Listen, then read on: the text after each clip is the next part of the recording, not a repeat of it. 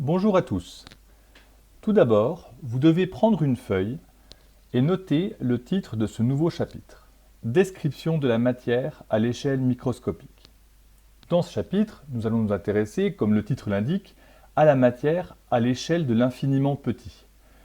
Et évidemment, lorsqu'on s'intéresse à la matière à l'échelle de l'infiniment petit, nous allons devoir parler de la structure de l'atome.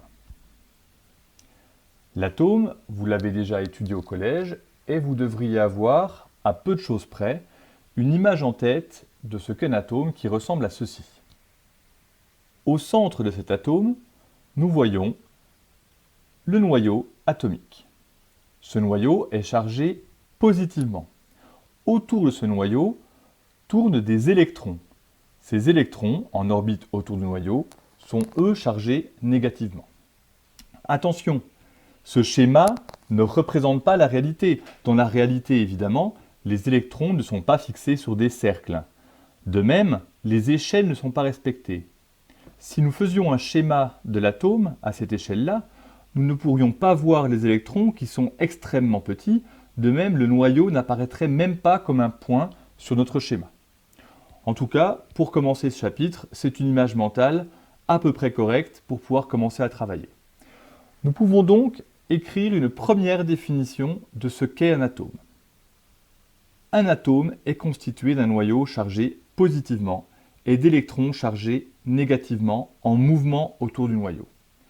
La propriété fondamentale d'un atome est qu'il est électriquement neutre. Cela signifie que la charge positive portée par le noyau est entièrement compensée par la charge négative de l'ensemble des électrons qui tournent autour de ce noyau. Nous allons maintenant nous intéresser au noyau de l'atome de manière plus précise. Imaginons que nous prenions cet atome et que nous fassions un zoom extrêmement puissant au centre de cet atome. Nous verrions apparaître un noyau que l'on peut représenter comme ceci. Et nous voyons que ce noyau atomique est composé de particules appelées nucléons. Ces nucléons, il en existe deux types. Les protons, qui portent une charge positive, que nous noterons plus E, et les neutrons, qui sont, comme leur nom l'indique, électriquement neutres. Cela signifie que leur charge électrique est nulle. Nous voyons donc que les noyaux atomiques sont composés de protons et de neutrons. Ce qui diffère d'un noyau à un autre est le nombre de protons et le nombre de neutrons qu'ils contiennent. Nous devons donc apprendre à définir, à caractériser le nombre de protons et de neutrons présents dans un noyau.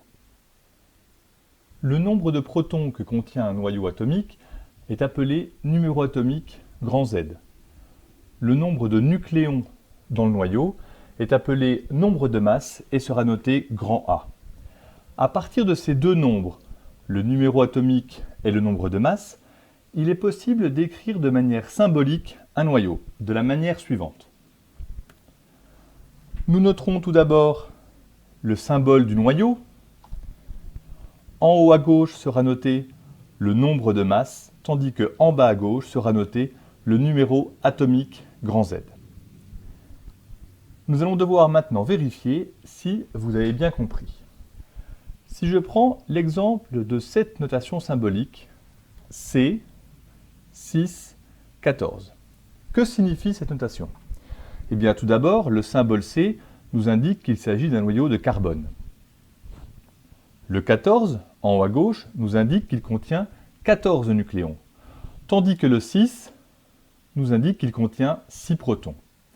Si ce noyau contient 14 nucléons, dont 6 protons, on en déduit qu'il contient 8 neutrons. Nous pouvons donc écrire de manière symbolique ce noyau comme contenant 6 protons et 8 neutrons, c'est-à-dire 14 nucléons en tout. Bien. Nous allons maintenant nous intéresser au nuage électronique. Le nuage électronique correspond à l'ensemble des électrons qui tournent autour du noyau de l'atome. Tout d'abord, nous pouvons noter que ces électrons sont des particules qui sont chargées négativement. Elles portent une charge qui est exactement l'opposé de celle du proton. Le proton avait une charge plus E, l'électron a une charge moins E. Rappelez-vous, nous avons vu que l'atome était électriquement neutre, ce qui veut dire que la charge des électrons va compenser exactement celle des protons. En conséquence, si nous avons notre noyau de carbone 14, 6 protons et 8 neutrons, combien d'électrons vont graviter autour pour former un atome?